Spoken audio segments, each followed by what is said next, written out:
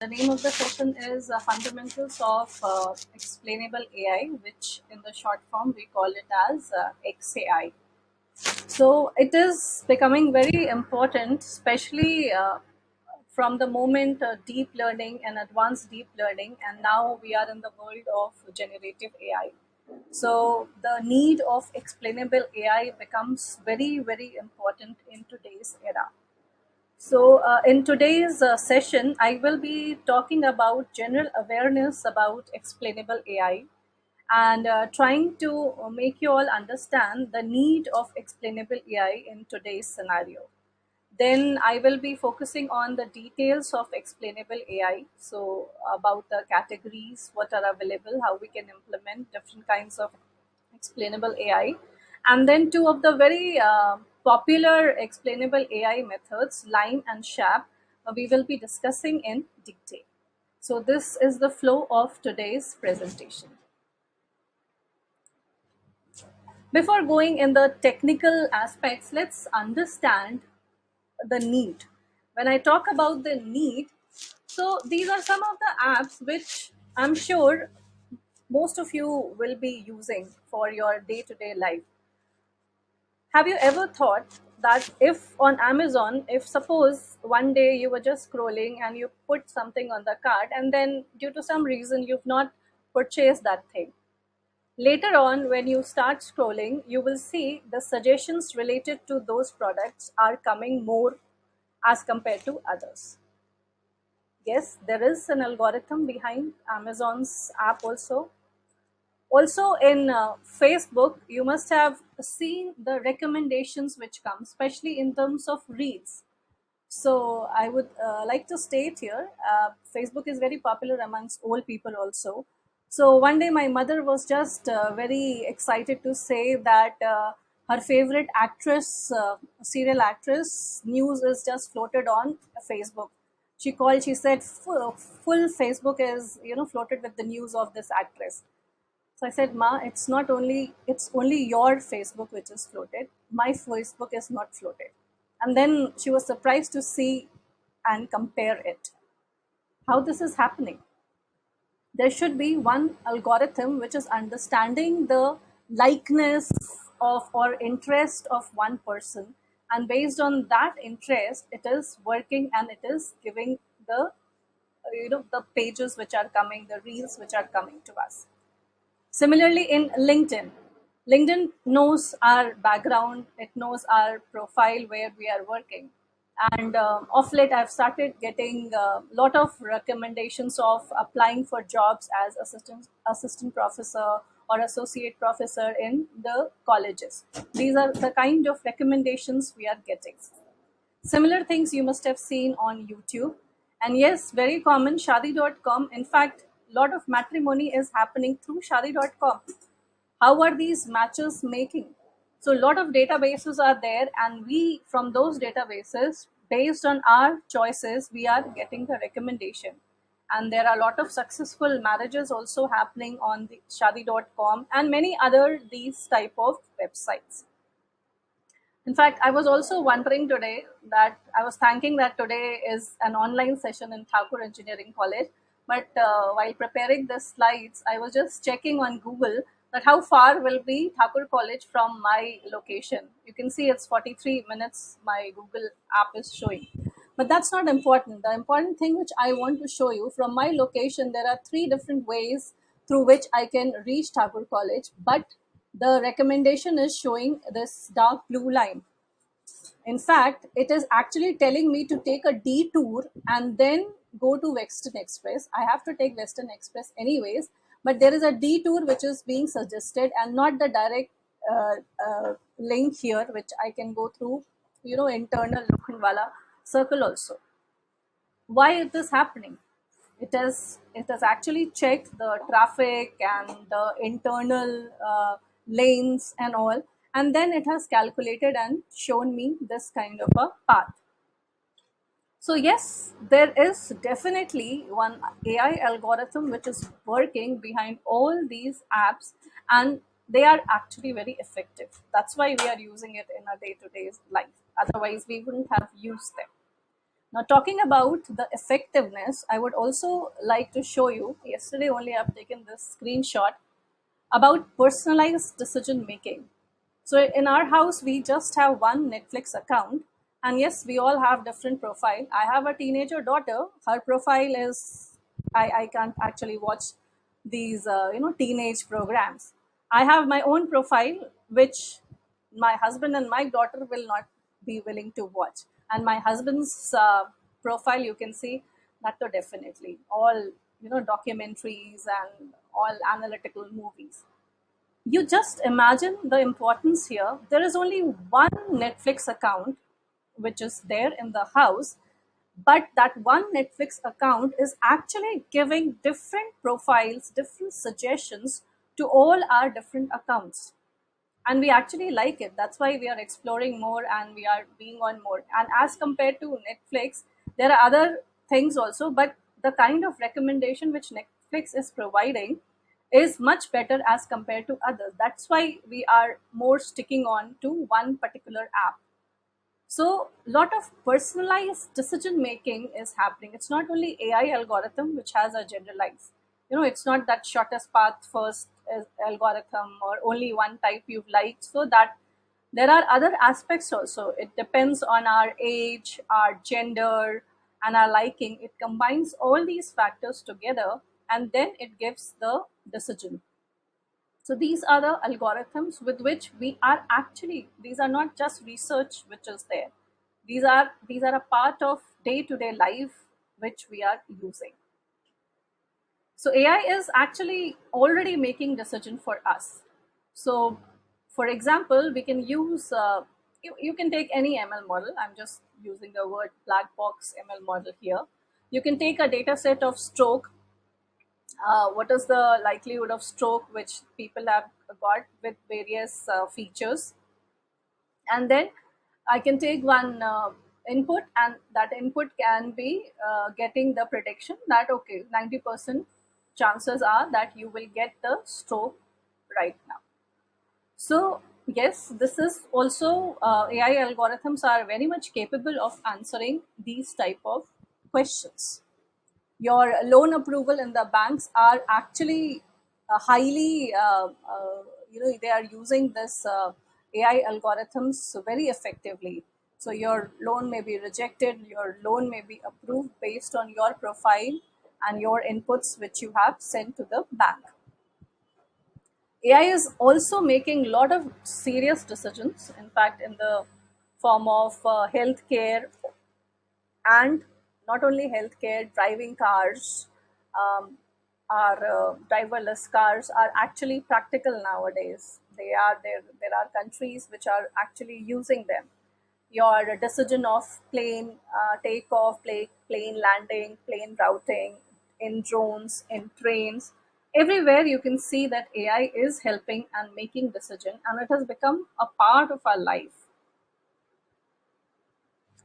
Now, next thing is how AI algorithms are taking these decisions. For this, I would like to take you all to some of the examples. This is one of the project which recently my students have done. So the idea was we will take the text and we will convert the text into a video. So the whole idea was converting text to a comic, but yes, a small step we have taken here. So we have a lot of pre-trained models, very effective Gen AI solutions are here, which are capable, which are already trained here. Our job was that, okay, so we have taken the use case that we will be generating the comic book related to Chota Bheem and its characters, what are they. So we have taken a lot of data sets, we have prepared our own data sets, and then we have used GenAI models to build this type of project. So I'll show you one of the output which we have got here.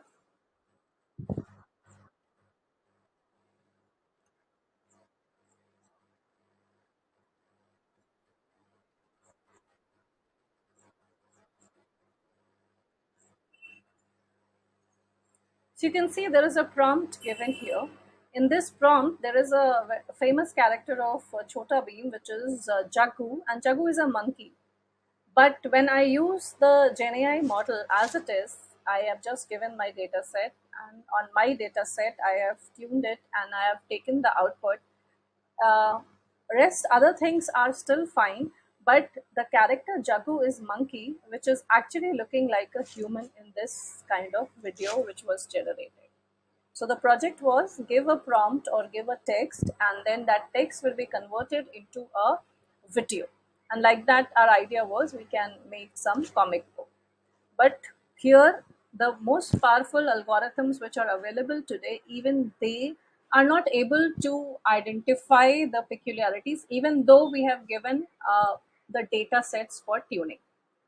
So this is a very common thing, but then we had to improvise our results. There was another example here. We had given a prompt related to Chota Beam in space, and then this kind of results was coming here, which actually not even looking like a Chota Beam. So then so how the very basic thing in this situation, what we do is we don't know how these results are coming. First of all, very difficult to understand, very difficult to explain, interpret anything in these Gen AI models. So what best we can do is we can still give more data, and if I'm saying related to space, the results were not good, we will give more results related to space. If Jagu was considered as a human, not as a monkey, maybe more images of Jagu we can do. This is a very basic thing which I'm telling you. We can do fine tuning like that, and using these trial and error methods, you can say, we can fine tune the model and do it. But even then, before also we were not aware how the results were coming, and after doing the fine tuning, even then we are not clear how the results are coming. There is no clarity about the Gen AI models which are available in today's date. So, because there is no clarity, we have to do trial and error. So, trial and error will be give more data, and because of giving more data, you can improvise your result. This is what we have to do. So, yes, how these AI algorithms are taking decision, we don't know how they are taking decisions. And if we don't know, then to improvise these AI models becomes very, very challenging. And here comes the need of explainable AI. We need a mechanism which explains us how these results are coming. Why something is yes, why something is no. This is very important for us to know. In fact, if you see Google Trends over the time, you will see that yes, there are a lot of research are going on, and a lot of articles and lot of discussions are happening around the world related to explainable AI, because we are now using AI for our day-to-day life. We are now using AI for critical decision making related to healthcare, related to defense, related to aircraft. So these are very critical places where we are using AI.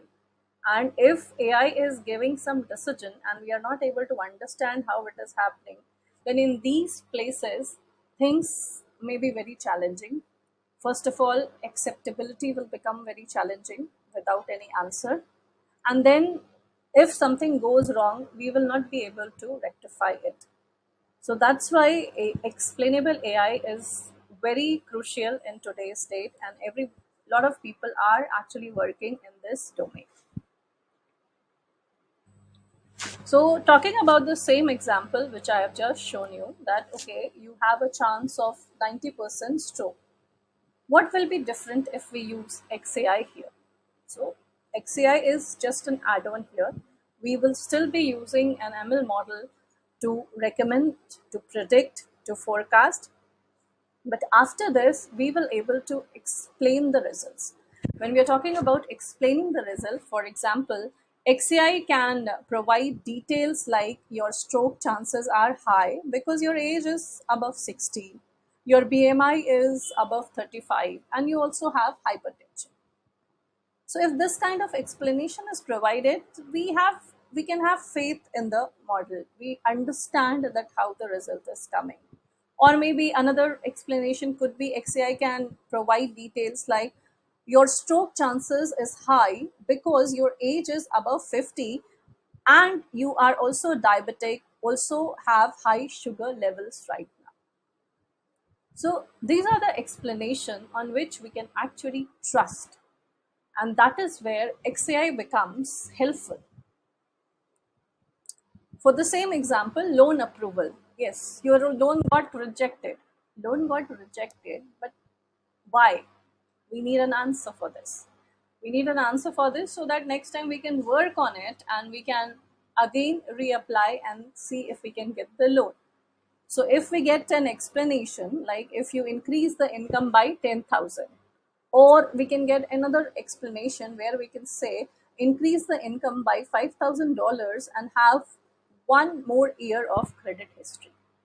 So these are the suggestions you can say, or these are the reasoning. More important of suggestion, these are the reasoning of a particular decision. If it is rejected, see, if it is approved, people will not ask. People are only going to ask if it is rejected. So why it is rejected? How can we improve situations? Those answers have to be there. So as a end user also, it is applicable. As a developer also, it is applicable. And as a stakeholder also, because if somebody is coming with a solution and they are selling the solution to you, why will you purchase that solution? Okay, unless you have the clarity, unless you have faith, unless you have trust in the system, you will not purchase. So XAI plays a very crucial role amongst the end user, amongst the stakeholders, amongst the developer. Everybody is involved and affected with the actions of XAI. As I just said, XAI is actually helpful for the developer. So the developers also need to understand that the models, what they are actually preparing, the design, what they are actually implementing, the implementation is as it is, as per the design, what they have thought, or is there any change? So here is where your XAI and explainability comes, or interpretability comes into picture for the developer also. I'm not talking about theoretical aspects. I'm not talking about research domain only. In fact, in on May 25th, 2018, the European Union has accepted the General Data Protection Regulation. Now, what it means that all individuals have the right to obtain meaningful explanation for the logic involved in the automated decision making systems. So, if any decision making system is there which is using AI, then the explanation has to be given to any individual, any stakeholder, any end user. The system, the company has to provide the explanation. So this is an adopted rule, adopted policy by the European Union, which is known as GDPR. Also in United States, it was observed that the AI systems which were working, they were actually trying to label black people as high risk people, and the whites were labeled as low risk. So a lot of agitations were there, and then there was a Compass software which was developed and it was implemented for correcting all these kind of gender bias, color bias, and all these things. So AI system, again here also, it is just labeling you as black as high risk, but how, why? So there has to be a reason. Here we need explainability, and if we have explainability, we can actually rectify it. Okay, there could be a reason the data sets on which you are working is biased towards one gender, it's biased towards one color, it's not having sufficient data of other profile. All these could be there, but then you cannot have a system where there is a biasness, and general systems which is applicable to the public. So talking more about bias, so you all also actually can go there on Hugging Face And on Hugging Face, there are a lot of Gen AI models are there, pre-trained models are there, and they are very helpful to make apps, user apps. So a lot of people are actually developing apps using various algorithms on Hugging Face. It's very popular these days. But again, Hugging Face is a very strong Gen AI. Different kinds of models are there where explanation is actually not there. So let's see some of the problems. In fact, a few days back, I have actually taken some of the results here. So you can see this is using stable diffusion model on Hugging Face. So from the inference API, if I typed doctor, you can see when I type doctor, only the male outputs are coming. When I'm typing nurse, only the female outputs are coming. When I'm typing police, you can see only the male outputs are coming. Similarly, so here you can see the example that model is actually getting biased. Gender bias, it is having a strong gender bias.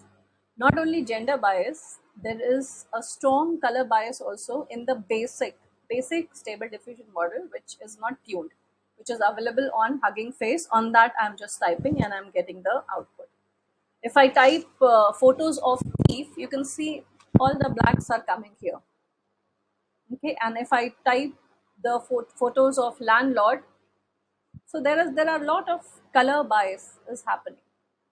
So, and you are saying that Hugging Face has provided these Gen AI models, and now these models we can use it for developing our own application without understanding these bias.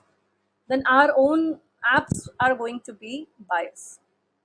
So, as it is, taking something which is already freely available, which is open source, we cannot use, because ultimately when we make the app and we provide it to the customer, we are answerable why these kind of answers are coming, why these kind of decision making is happening. So here is where we need to understand the system. A lot of buzzwords are there around large language model. Uh, so in large language model also there is a very important component which is name entity recognition, and large language models are actually very helpful in providing this. For example, NER extracts important information like drugs, disease, and patient name from the medical document. Now, these are sensitive data. These are, here also we need AI algorithms to understand and label them. NER is name entity recognition. And LLMs are very helpful here. You can fine tune LLMs and you can actually increase the performance of any name entity recognition model. So one of the examples, if I show you here, so this is a general prompt which is given here, and a simple NER model is applied without any kind of fine tuning, without any kind of processing. It is which is available freely. So here you can actually see in the prompt that the American names or the places which are very popular, they are getting labeled. So these names are labeled as person name. Then Marina Beach is actually labeled as place name. But they in this prompt there are other places which are like this temple is not there. The names, Indian names are not getting labeled.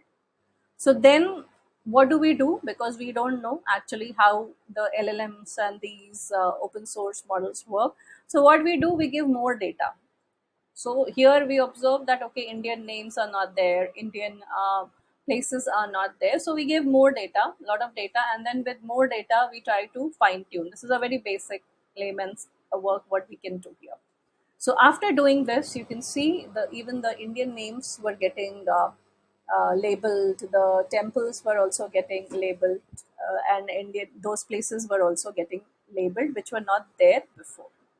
So this is how we in today's day we are actually resolving the bias in NER model, because what happens, these LLM models are available and we have to customize it for our scenario. Now LLM models are built in a different country. Now we are staying in a different country and we have to customize it for our self. So we have to give more data of our specific region, our specific need, and then we have to train the model. This is how we are working today.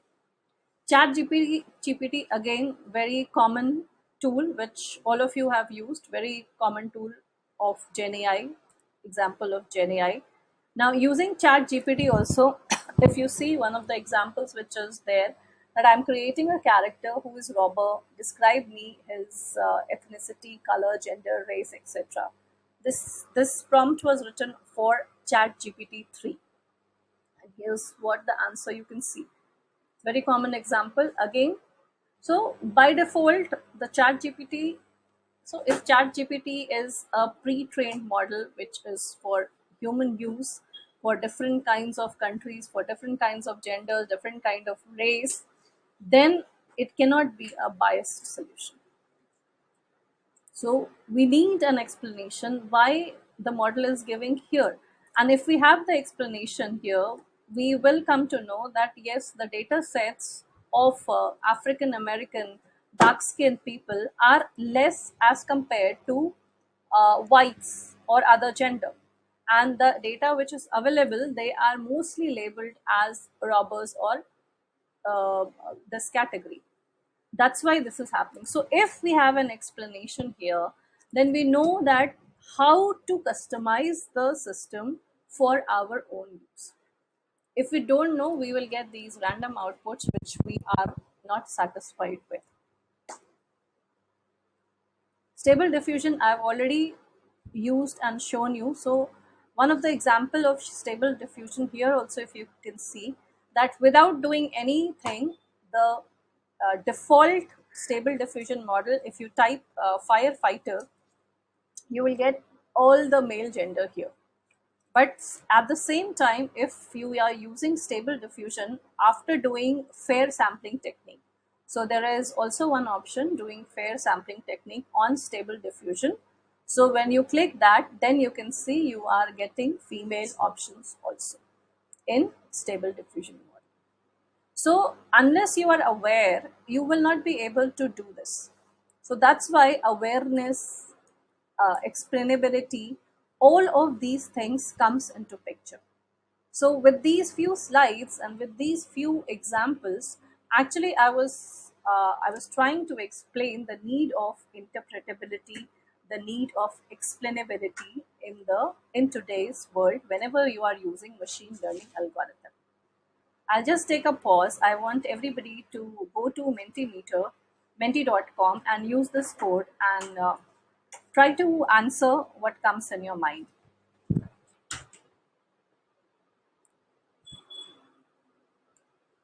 I'll just project my screen also.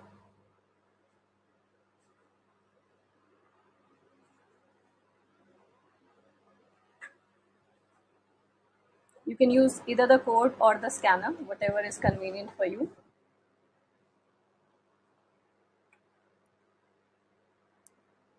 I want some responses so that I get an idea about the audience and then accordingly I can go further.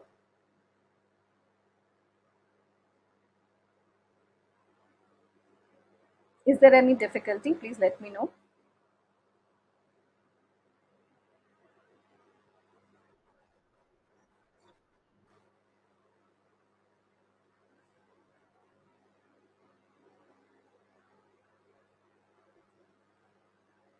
They have to type the names of the algorithms.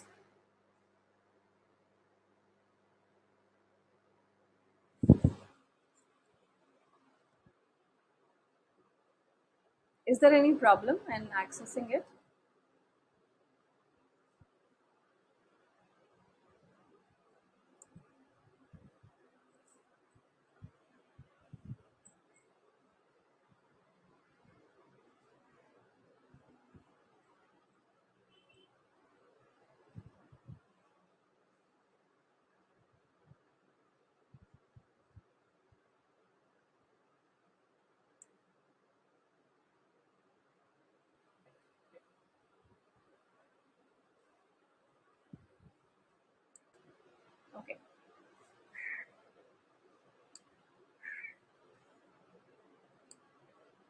So,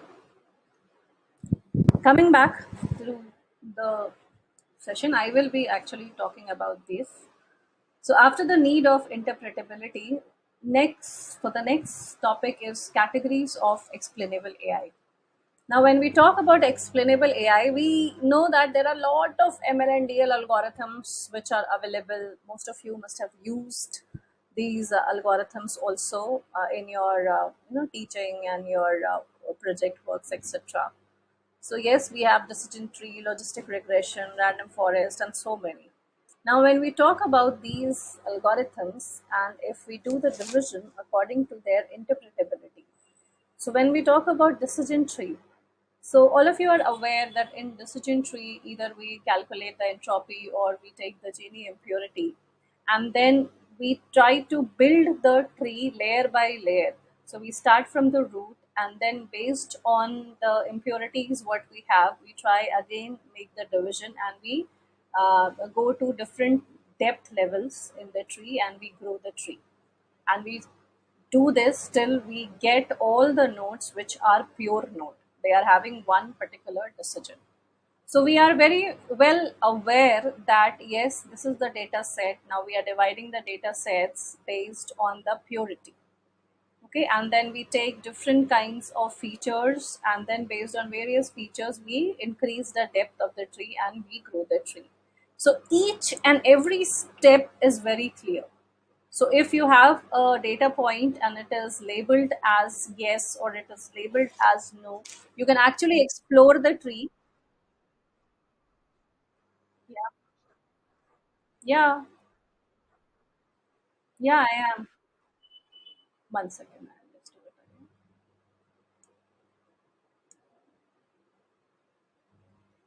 Is it visible now? So I'll just show you the Mentimeter ka results, what I have. Is it visible now? So you can see these responses are there where a lot of people have written about deep neural network, CNN, RNN, GANs, and then some people have actually written about linear regression and Bayesian, which is actually quite explainable when it comes to this. So, anyways, let's clear those aspects also. So, I was just talking about here different kinds of algorithms which are there, DL algorithms, ML algorithms. So decision tree, as I've just explained, that because you grow the tree and any data point what you give, you will actually, based on the tree, looking at the tree, you know that how this decision is coming. So it's very well explainable. Similarly, the regression models are very well explainable. Logistic regression, you know, you have to implement Gaussian on the data set, and based on that you get a separator. A separator can be a plane, a hyperplane, anything, but sorry, in logistic regression it is binary classification. So separator is a line. So above the line and below the line you have different regions how the answers are coming. So in your uh, hypothesis space, wherever is the data point, if it is above the line, then there will be one decision. If it is below the line, then it will be another decision. So that's how these models are actually very well explainable, and we can interpret the decision very well using these models. And in the ML terms, in the XAI term, we call these type of models as glass box models. Then we have black box models. So most of you are aware that these are the models where, you know, if the decision is taken by the model, it's very difficult to explain how the answer is coming. So these category of algorithms are known as black box model. So, working of a typical machine learning model, if you can see that we have training data sets with us. So, here is an example of a breast cancer data set, which is benign or malignant. These are two categories which we have. So, we train the model over a black box ML model or a DL model, what we have here. And then using this model, this data, this model is being trained. And then we can give one input image, and that input image, based on the decision taken by this black box, it will give us. For example, if it is giving us malignant, so it gives us this just the result. We don't know how. That's how your different black box models are working in today's world. Now, this black box, if this black box is a decision tree, so if this black box is a decision tree, I can actually come to know, okay, my input parameters are this, this, this. So this is how my decision tree has followed, and this is how I've got malignant. It can be this, this, this, and this. So I can actually track everything, and I can know that how is the solution coming. So everything is very well explainable. That's why decision tree is a glass box model. Now, another example, I take neural network. We all are aware in neural network we can have different layers, and we can pass the input through different layers, and then we get the output. So output can be any of these depending on the decision taken by the model. Now, when we talk about neural network, why we are calling it as a black box model? So either it is, we don't know what's happening inside, and even if we know the architecture, so we know how many layers are there, it's very difficult to interpret that how exactly the decision has been taken from this. We all are aware these different weights are involved here, different layers are there, different activation functions are at different levels. You go and back propagate the results and tune at every epoch. So it becomes very, very difficult to make somebody understand that how exactly this is working. So when we summarize this based on two aspects, which is accuracy and interpretability, you see the black box model are very accurate. That's why people are adopting them to increase the accuracy of their system. But they are actually lacking, they are losing in terms of interpretability. So the best ones, if you see deep neural networks, they are very good in terms of accuracy, but in interpretability, they are very, very low. So that's where we stand today with the algorithms which we are using in today's world. Next, so yes, if we are talking about explainable AI, how explainable AI is implemented, in what manner it will be implemented. So implementing XAI for interpretability can be done in these four different categories. It can be on agnosticity, scope, data type, explainable, explanation type. One by one, we'll see. So agnosticity is something, model can be agnostic or model can be very specific. When we talk about agnostic, agnostic means the models which we have made for interpretability for XAI, they can be implemented on any ML or DL algorithm. They are not very specific. For example, the popular ones we have Lime and Sharp, they are agnostic. They can be implemented on any type of ML or DL model. But when we talk about LRP, when we talk about RG, so LRP will be your layer wise relevance propagation, and IG is an algorithm named as integrated gradient. Both these models are having explainability and interpretability only for neural network models. They can only work for neural network. They cannot work with any other model. So the categories can be agnostic or it can be very specific. The second type of categorization can be done as local and global. Local, so we all are aware there is, based on the data set, we have a hypothesis space, and on this hypothesis space, our model, machine learning model actually works. So when we talk about local, local means a particular region of the hypothesis space or a particular feature instance on which the explainable model can be working. Global means the explainable model can be working in the entire region. So this, with this diagram you can understand. So local means a particular data point, a particular region in the hypothesis space, it can work and interpret. So your Lime algorithm, which I have just spoken about, that works as a local region wise specification. That's an example. Another categories can be data types. So data types, when we are talking about, we can be working with image data type, we can be working of text, tabular data type, any type of data sets. So which the categorization of XAI models can be done that, okay, this model can only work for image data. This model can only work for tabular data. So that is also a categorization which can be done. And the last one, which is there, is your explanation type. How can you explain your answers?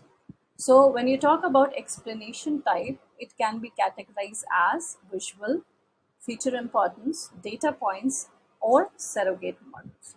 So, let's quickly see one by one what is the meaning of these models. So, when we talk about visual, so visual means, see, the whole idea of explainability is you have used one black box model. Now that black box model is actually giving you some results. You are not able to explain why the black box model has given this result. So now your job is, or your model is going to work after the results have come. Now results have come, then you can do the interpretation. So how you can do the interpretation? One is doing visual. When we talk about visuals, visuals can be scatter plots, heat map, correlation. These are the available visuals what we can get from the results. So when we talk about the results, then we can analyze, okay, when we used X and Y, then we get this result.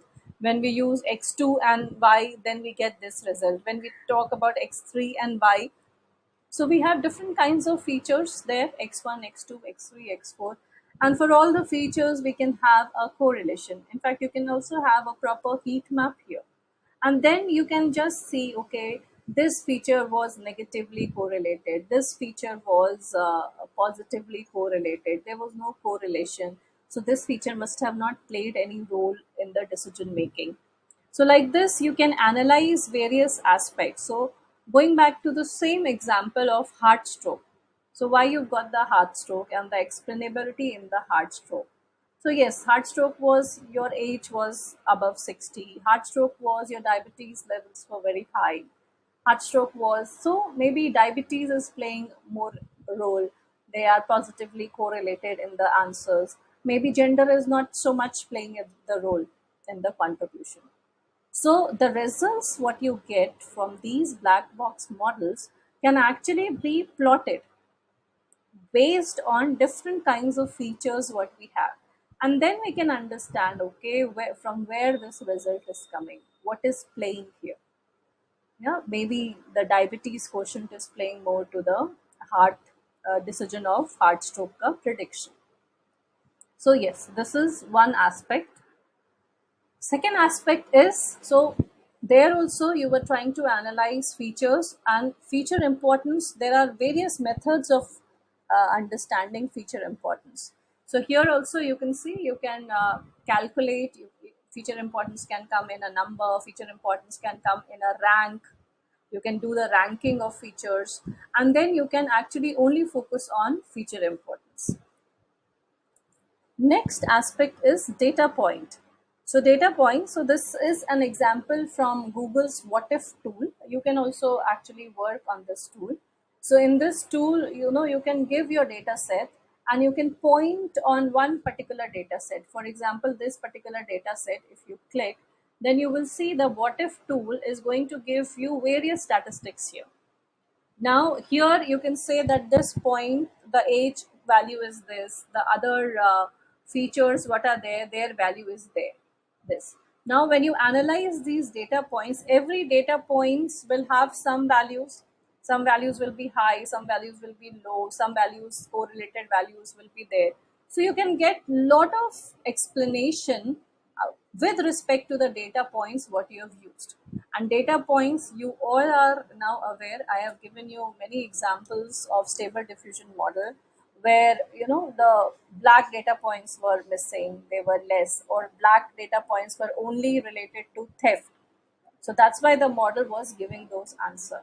So if in those systems also you actually analyze the data points, you will come to know that yes, okay, because the black data points what we have, they are all criminal background. I don't have black data points which are also working as good professionals, working as a noble people. So if we have those combination also, then we can improve the gender bias or color bias, race bias, all these things. So first step is we have to interpret why the answer is coming. So to interpret based on data points, we can also use what if tool, which is freely available by Google. And then we come to the different complete structure, which is known as we can make surrogate models. Okay, already your black box models are there, which are giving the prediction, but you don't know how the answers are coming. So you develop surrogate models. And these surrogate models are going to explain why black box model has given the answer. So you can see here for the same data set, if this is the output given by your black box model, and there is a data points which is predicting some solution here, that stroke is going to come, then this surrogate model is here, which is actually trying to explain. So there is a region here, there is a region which is no stroke region, this is a region which is a stroke region, and here your data points lies. So you can always contradict me here that here in this figure also there is a region, here also there is a region. What difference they are making? So the difference which is making here is the region here is a very non-linear region. So very highly non-linear region which you are getting by your black box. So it becomes difficult to always say that okay, this is the answer going to come. But here you can see there are only two variations, no stroke and stroke. Very clear cut answer, and it is actually focusing on this particular point where I need to focus.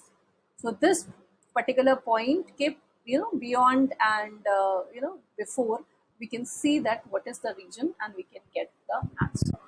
So this example is an example taken by a line model, which very soon we will be discussing. So here I complete the questions of categories of XAI. Now just take a pause and just answer a few questions here. Let's see, are you all aware post lunch session? Normally it's difficult. So I just wanted to see in the chat what is the answer. So regression is considered as what? Very simple question I've given. You can post your answers in the chat.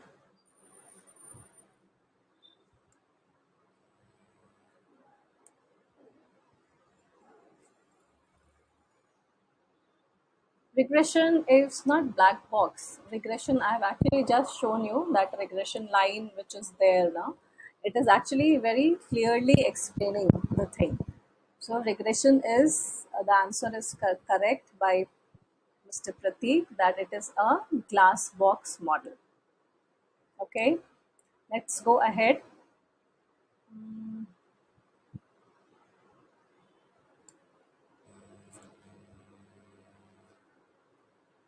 Yeah, next question. Just discuss about it.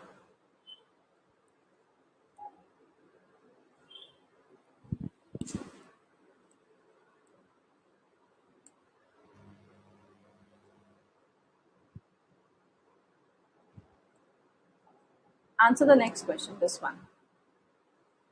About what if tool, Google's what if tool.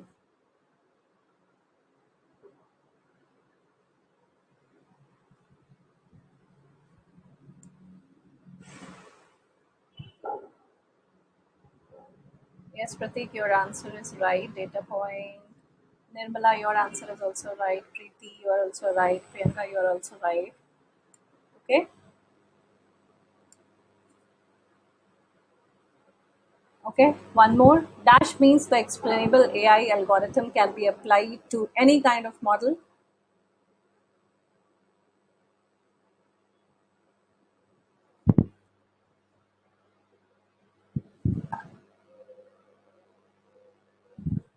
Let's see the answers.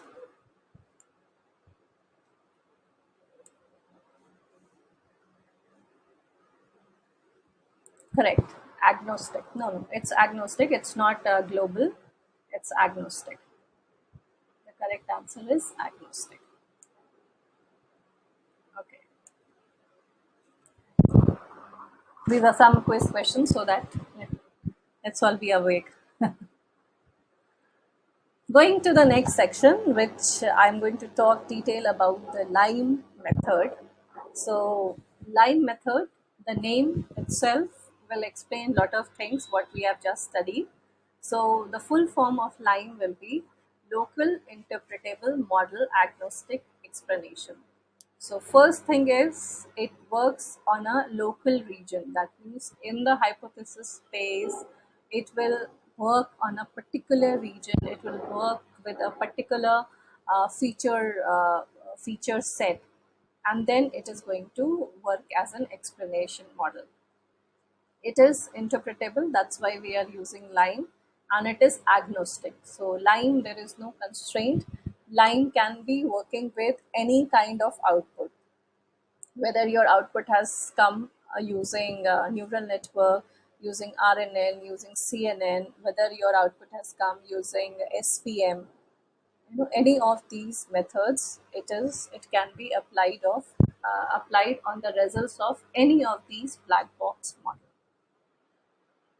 So, to give you a little bit of history about Lime, so Lime was developed by Ribeiro, and the paper was published by Ribeiro and other authors. So, the name of the paper is "Why Should I Trust You?" So, it is a very nice high citation paper, and it was presented in the proceedings of 22nd ACM SIG KDD International Conference on Knowledge Discovery and Data Mining, very prestigious conference in the year 2016.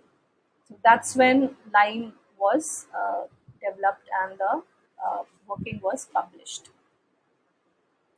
Talking about Lime, Lime is the aim is to obviously explain.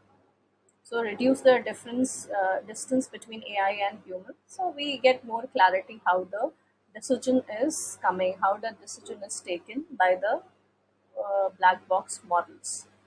Is it is a people oriented approach, and it focuses on two main areas. One is trusting the model, and second is trusting the predictions.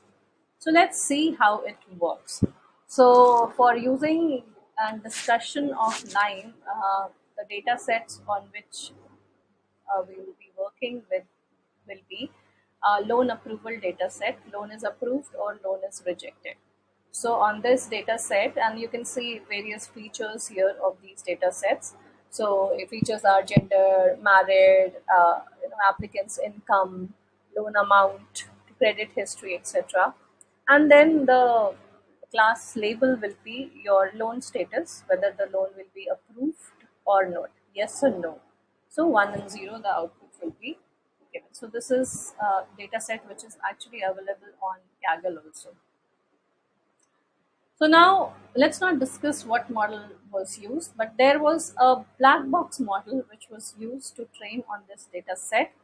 And from that training, there are two attributes. One is applicant's income and loan amount.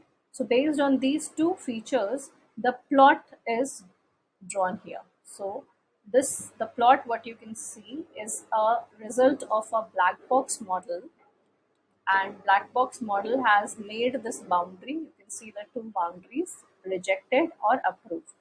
So the blue ones are approved and the purple ones are rejected. So how we can see, we can visualize. So from the data set, we have used just two features, applicant's income and loan amount, And using these two features, this kind of a boundary which is plotted, this is known as the decision boundary. So in this decision boundary, inside this blue region, it's all approved. Beyond that, it's not approved, it's rejected.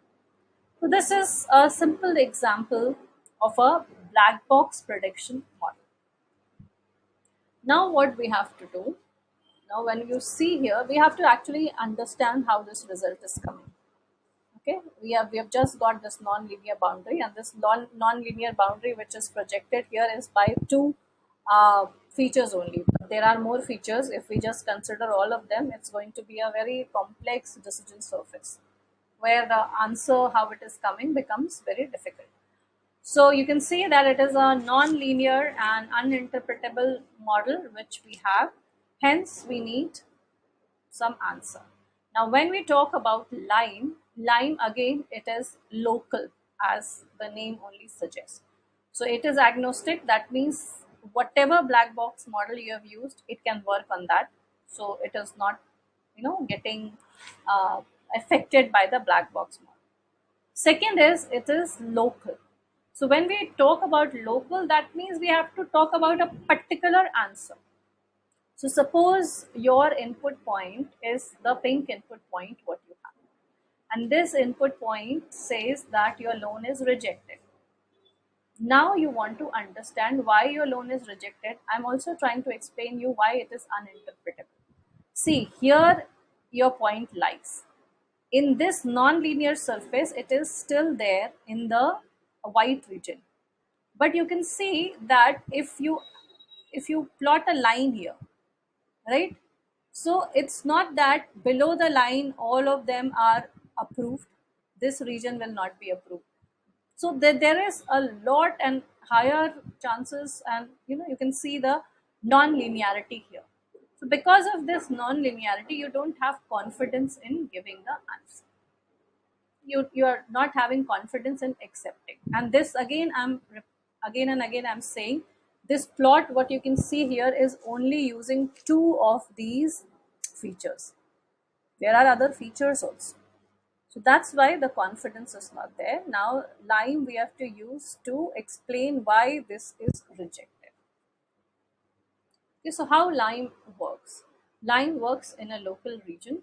So we will, from this whole region, we will find and focus only on this particular small region, which is known as local region.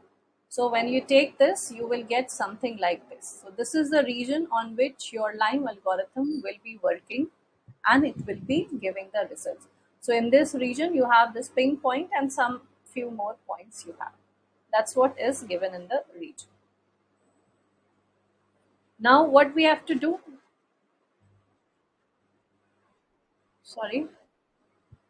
So let's try the mathematics of this Lime algorithm.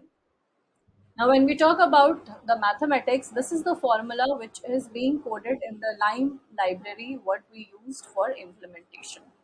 When we talk about this formula, we can see first of all there is a argmin here. So that means you have a optimization problem what you are going to do, and you are trying to minimize the value. Okay, so this is a local approximation what we are going to do using this particular formula. Now one by one, let's understand the meaning of all these values. So what we talk about, so there are features. You can see applicants income, loan amount term, gender, a lot of things are there in there. So what we are going to do is, capital G is the family of interpretable model. Interpretable model means you can take any of the glass box model. You can take decision tree, you can take logistic regression, you can take linear regression, multiple linear regression. All these are interpretable models. So there is a family of interpretable model, and from that interpretable model, you are going to select small g. Okay, so any of this you can take, and then you can take the argmin value, whichever is the most optimized value, that one you can choose. Now what happens here, so there is a function which includes your complex model, which is the black box model with which your results has come. Then there is small g, which is the simple interpretable model. So it can be decision tree, it can be linear regression, it can be logistic regression. Okay, so this is the meaning. Then what we have here, we have, for approximation we are using this function. So there is a pi value which works with the proximity. Okay, because it is local, Lime is working with the local region. So what is the proximity of that local region, or in a very simple term we can talk about the local neighborhood of the point whose decision we are going to understand. Okay, then we have a term which is omega. Omega is a term which tries to make it simple, which simplifies it. For example, what is the meaning of simplifying? If you are using linear regression, you will try to make the features which are not very useful as zero. So if they have zero weight, we are going to neglect it and we are going to work with the important features. Or for example, you are working with decision tree. So decision tree unnecessary, you don't need to grow tree for hundreds of depth. So we all know that beyond a certain point, we don't get any important information growing the tree. So we want a tree which is small, but at the same time, it is very informative. So that is the meaning of staying simple, and that contribution is given by omega, and omega is applied on the interpretable model G which you have selected. So these are the meaning of all these terms. Now how it works. So as I was talking about features, now we all are aware when we are talking about regression we have these features, and with all these features we have beta values. And when we apply regression, we get the value of the beta, appropriate beta value for the which is most optimized in the gradient descent.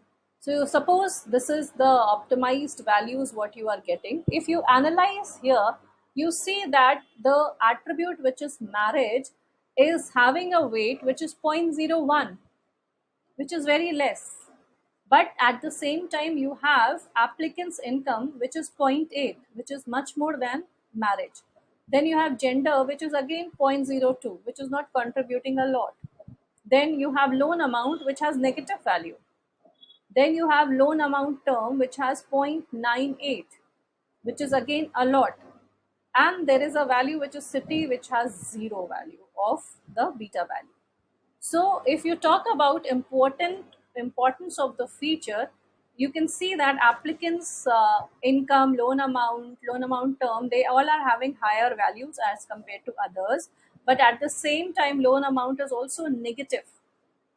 Okay, so with this, you can analyze that which are the important features you can use for your Lime interpretation. Okay, so now how is Lime implemented?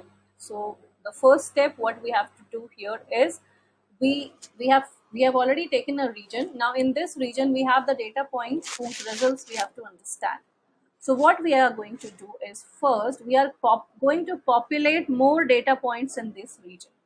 So you can use random function and generate more data points here in this region, which is a neighborhood region of this pink point whose decision I have to explain. Okay, so this is how you get more data points. Now we have got the data points, but we don't know the labels of these data points. So what we are going to use, the black box model, which we have just used, and using the black box model, we have got the decision of this pink point. Same black box model you are going to use and apply on these points to label these points. So all these points will be now labeled. So this is the first step you are going to do. Second step, what you are going to do is get the prediction for these data points using our complex model, which is F. Okay, after the label, you are going to get the prediction and you will get the answer. Now what happens here? So if we are applying linear regression, we know that we have to minimize the sum of squared error, because if we have chosen linear regression, our objective is sum of squared error should be minimum. So let's convert this in a sum of squared error form. So it is the black box model minus your interpretable model which you have used, take the difference and take the square. Okay, and this you can do for all data points. You can take the sum of square and multiply them with the weight. So what is the weight? Weight is related to the proximity what we have just taken, because lime is local to the that point, and in that point also the point which are closer to this point, they are going to contribute more as compared to the points which are further. So the weight of further points will be less as compared to the nearer one. So that is the idea of adding the value of pi here. Okay, so with this we are going to have, this is the formula which we are going to implement, and the pi value will be set based on the proximity. So you will see that we can actually make a heat map kind of thing for the proximity of these points near to this region. So yes, you can see when we are calculating the proximity, we can actually make the heat map, and based on the heat map, you can see various circumferences are given. So the point lies near the point will have higher weight, and as they go further, the weights will be reduced. And you can see that this point is actually not even contributing anything. So this point will be neglected. So this is how the weights are going to be calculated for a lime model. Okay. Now another observation what we have done is about this omega term. Now omega term is there to simplify the model. You can have n number of features in the model. Now if you take all of them together, even if they are not contributing, even they don't have any information, it will be getting executed and your model execution time will increase. So we need to make sure the features which are contributing in this decision are actually important. So for this purpose, because it is linear regression, we can actually implement lasso regression here. Now, if you recall lasso regression, it has a property of shrinkage. So where it tends towards zero, it goes towards zero, the features, and actually some of the features become zero over the period when we actually train the lasso regression. So those features which become zero, you can neglect them, you can remove them, and the ones which have values, they can be contributed. So the omega can be implemented using your lasso regression. Okay, so this completes the mathematical notion of a line implementation. So with this, let's conclude with some of the quiz question. Let's see how much is there which you've understood. If not, then I can again take up those points. So in the formula, the mathematical formula, which one is the complexity measure?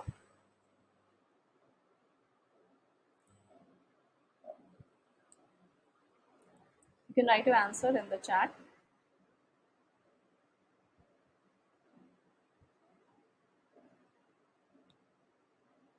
Shall I go to the question again?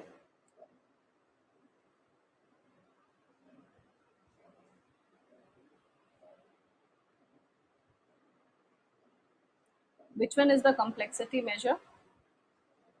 We've just discussed actually. No, it's not F. F is the black box model.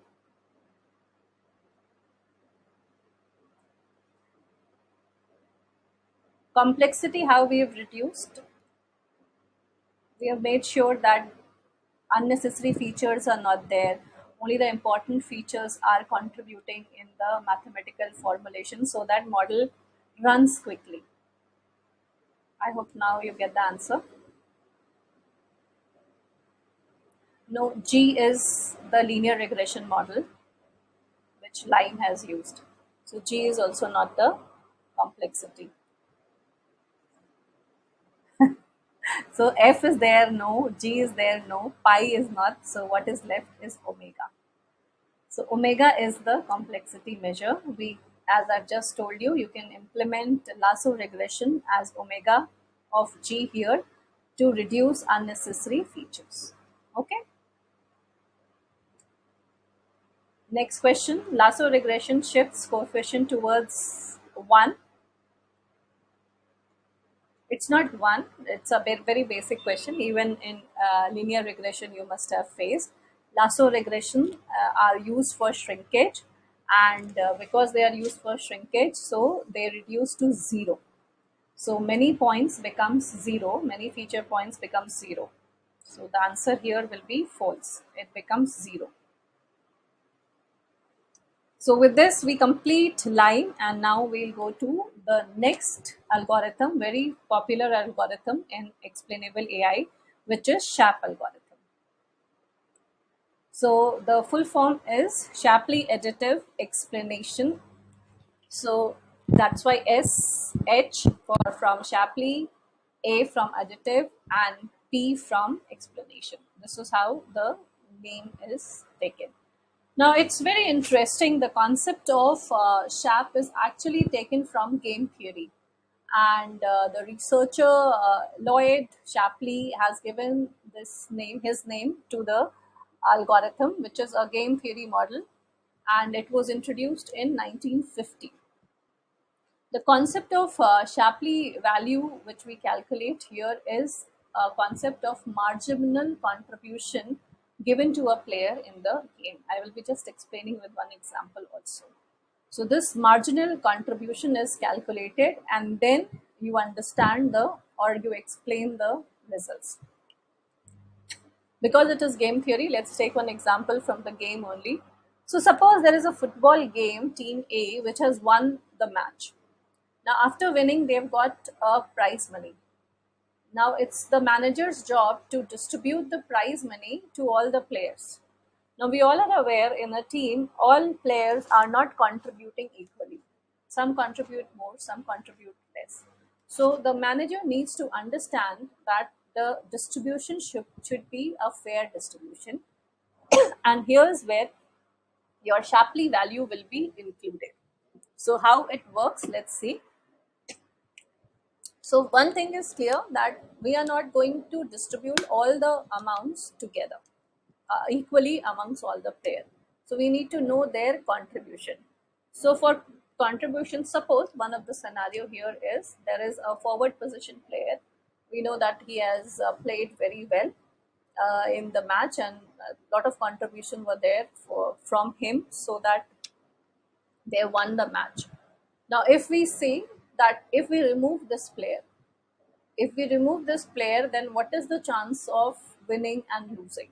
So based on that, if the adjustment is done, so you can see the payout of this player becomes 7,000, and whatever is remaining is 3,000 for the team. So this is about contribution of one player. But again, it is a team game. Team game is never standalone. Now, this player must have contributed because of interactions with other player also. Somebody must have given pass at the right time. Then only he was able to, make the goal. So these are the scenarios, and that's why it is a team game. So a lot of interactions among players are there, which happens right. Then only somebody is actually able to, give the winning stroke or get the winning stroke. So if we have to understand the interaction, then comes the notion of marginal contribution. Okay. So marginal contribution means, if I am talking about the player in yellow, so what is his interaction with the player blue, or what is his interaction with the player pink? And based on the interaction, their what is the contribution together with the interaction. So that has to be calculated, and in the game theory term, it is known as marginal contribution.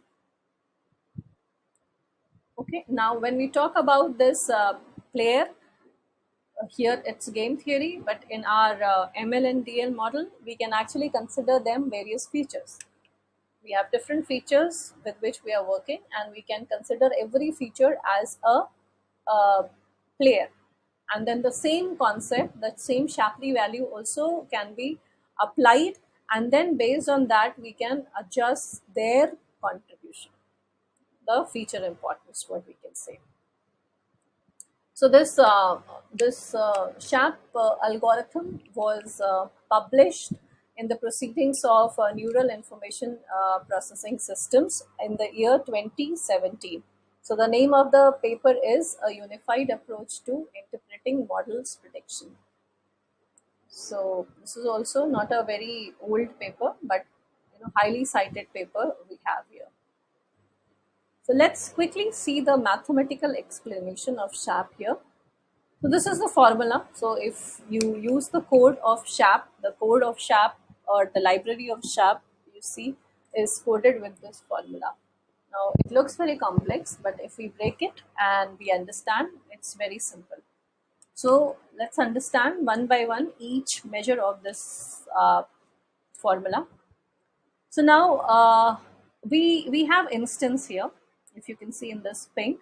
So instance means age value is 70, gender is male, body mass index is 25, hypertension is yes. This is our instance in our data set. Now in this formula, we try to find out the phi of I. Now phi of I is known as the Shapley value of a feature I. That means this phi value is always working with one particular feature. So here it is considered as age. Okay, so we are going to find out Shapley value of age from the data set. Now Shapley value is a function of black box model, which is F, and input data point, which is X. Okay, now X is what? Input data point. So this is an example of input data point. So for each and every input data point, you will be getting your Shapley value. Okay. Now let's move forward here. Now here what happens? X is a set of features what we have, all the features in the data set. Z is a subset of the features what we have. Okay, subset. So if I'm saying age, gender, body mass, hypertension, all of them are feature. So Z can be a combination of age and gender, or it can be age, gender, body mass, or it can be age, body mass. So that's the meaning of subset. Age has to be there because the Shapley value is being calculated on age. So age and one more feature, two more feature, three more feature, like that. So this is the meaning of this Z here. Then this X value, what you can see, again, Shapley also is agnostic model. It can be applied for different kinds of models. So suppose the data set what we are using is a image data set. So here the image data set needs to be converted in a 0 or 1 pixel format, and then it can be used in SHAP. So as it is, so you cannot use audio data set or image data set. You need to convert it in a binary format, and once it is in a binary format, then you can use it like that. So that's how you can use SHAP for image also, or for a CSV file also. Now coming to the later part of this model, you can see here fx of z value minus fx of z divided by or subtracting the I value. Now what is I? I is age here. Okay, I is age, Shapley value of age I am calculating. Now Z is what? Z is a subset of features. So here you can see Z value is age and body mass index. So this is a subset of your attributes. But here what you are doing, you are subtracting the I value, which is age. So here it is only the function of body mass index. Okay, that is the meaning. So this minus this is the function. Now for example, I give some numbers here. So if you calculate, the person is going to get stroke with the help of Z value, which is age and body mass index. If you check age and body mass index, you say that person's chance of getting stroke is 60%. But if you only take body mass index, the chance of stroke becomes 20. So you can divide this, you can subtract this value, and you can understand that age is contribution 40% more here because of the difference. I've just put some numbers to make you all understand how the contribution works. So here this function, this particular part is actually the contribution of a feature in the decision what is given by the black box model. Okay, so this is how you will calculate the contribution of age. Like this, you can take anything here. You can take hypertension here and you can do the same thing like this. Okay, so this is done. Now this portion is the weighting mechanism. So how this weighting mechanism is derived, let's understand. Capital F is the total number of features available in the data set. So to understand this, I have taken I value, Shapley value of age, what we are considering. Now age can be related to multiple features here. So if there are more number of features, the contribution, how it is taking. If there is only one feature, then what contribution is taking. So this, the mathematics we have to adjust for this aspect, because we are working with subset here. Subset can be age with one feature, age with 10 features. So like that, we have to understand the weightage of age here, which we have to fix in this portion. So for this, we have to understand this grid. So we start with age here. So we have three features: age, gender, job. Now with this feature, just for simplicity, only three are taken. So we can have single features alone contributing, we can have double features, or we can have all three together. So this is how the contribution grid is made, and we will see how the contribution is calculated. So total number of possibility here, since there are only three features what we are considering, total number of possibilities will be 8 for this grid. Now, SHAP requires to train a distinct predictive model to each distinct coalition in the power set, meaning the 8 wala grid what we have here. Okay, so I have just given some numbers here. So let's say if we are not contributing any, here we are trying to predict the income of the person, basically. So income of the person, if we are not considering any of the features, it is $50,000. If we are considering age, it is $40,000. If we are considering only gender, it is $48,000. If we are considering age and gender both, it is $39,000. If we are considering all three, it is $83,000. So this is what we are predicting, and based on all these combinations, we are going to predict the output of the data set what we have. Now we have to calculate marginal contribution. Marginal means if I have age alone, if I have age with gender, or if I have age with gender, age, job, all three. We are talking about one particular Shapley value of I, that is age here. So age has to be there in the contribution.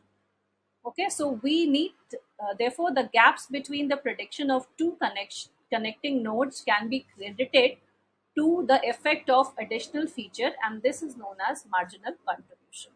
So when we talk about age, so I have age alone, which is connected to this.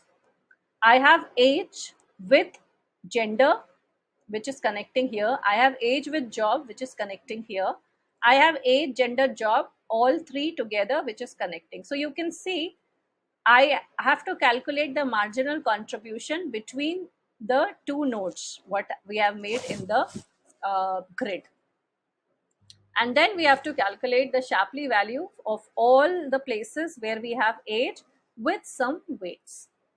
Now, what are these weights? How these weights are contributed or calculated?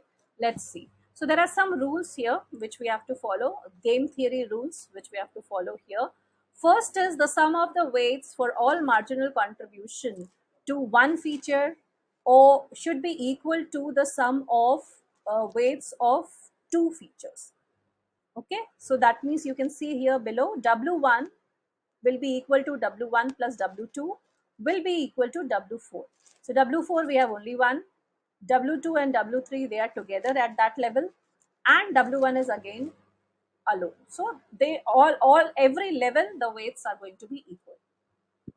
Second rule is all the weights of marginal contribution of F feature model should equal to each other for each F.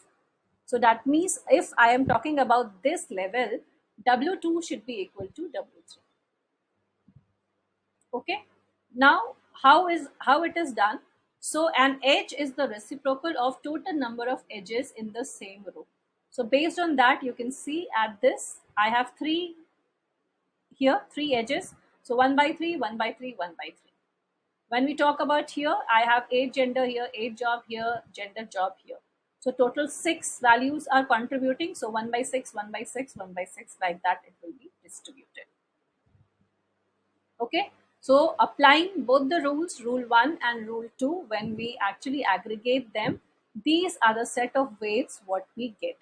So this is 1 by 3, 1 by 6 by 1 plus 1 by 6. Again, when you adjust, it becomes 1 by 3, and this is also 1 by 3. So every level it is same, and rule number 2, which is at same level it should be equal. So both the rules are applied here. Now that was game theory, but we obviously need one formula here. To understand those concepts were okay, but to implement it in the code, we need a formula. For calculating the formula, we have to first find out number of nodes, which is total features and the features what are there in the subset, and number of edges. Similarly, total features and number of features ka binomial we will take and multiply it with the set features. So we are going to implement binomial coefficients. Now we know the formula of binomial. This is how we are going to put it in the formula, and we will calculate the marginal contribution. So quickly we will see. So number of nodes we will calculate here, which is just this is 1 factorial. This is NC3, 1C3, 2C3, 3C3, like that, and then this is multiplied by the number of features. So when you do this, you are going to get this answer. You know the total number of nodes should be 8. You can see 3 plus 3 plus 1 plus 1, and the total number of edges are 12, which is 3 plus 6 plus 3. Okay, so that means using applying the Shapley coefficient, we can actually get the weight matrix applying the binomial formula. Okay, so this is the binomial formula. We are going to now rewrite the binomial formula here, and when we adjust these, we are taking the reciprocal here, because as it said that it should be a reciprocal here, number of edges in the row, reciprocal here. When we readjust this, we get something like this, and that's how we get the final formula of our SHAP model. So this is the formula which is being used for coding, and this is how the SHAP library is developed. So this is the maths of SHAP, final maths. Okay, and using that you can easily see how the total contribution is calculated of all the subsets of the features. Like that you can calculate for gender also, you can calculate for job also. So all these values, when you sum them up, you will see you will get the answer as 33K, and it is very correct. You can confirm this answer. You can see the total value contribution is 83K, and without any feature the contribution was 50K. 83 minus 50 is 33. That's what you are getting from your Shapley value. Okay, so here also you are getting, after summing up, 33K, which is the marginal contribution, and it is exact difference of the model what you have here, the dummy model obviously, which we have written the numbers. So that's where we complete the explanation of SHAP model, and also the mathematical formulation of SHAP model. Now towards the end, this is the last segment of my presentation. I would also, so there are a lot of things. It's not only Lime and SHAP. There are a lot of new versions here. Many people are actually publishing their own novel methods also of their interpretable model, explainable models here. So I just want to show some of the XAI implementation which I have done with my students, and we have published the paper. So that's what I want to just show you all, just to make you all understand that yes, it's very much in the use, and how it can be applied in different kinds of domain. So this is one of my paper which was published already in IEEE Explorer. You can find this. It is analysis of micro expression using XAI, and it was published in the year 2022 with my student. So here you can see the data set. What we had here was micro expression. Now micro expression are your face ka expression, which is labeled as whether you are angry, whether you are happy, whether you are lying. So there were various features which were labeled, and like that we had face data set which we were using. Now this is a very common thing. What students do is they say that yes, we can make a sentiment analysis system, lie detector system, lot of things we can make. And they can use lot of deep learning models, very powerful models nowadays. So even gen ai models are there, very much there, which can be very helpful. The accuracies will be very high in those terms. But again, you are saying that, if we are making these kind of systems and we are saying that we want the police to take this our work, and then even if they are interrogating the criminals, there we they with their expressions they can understand whether the criminal is actually lying or the criminal is manipulating, something like that. So their the micro expression of the face plays very important role. But then again, you are applying these models which are not explaining things, how the answer is coming.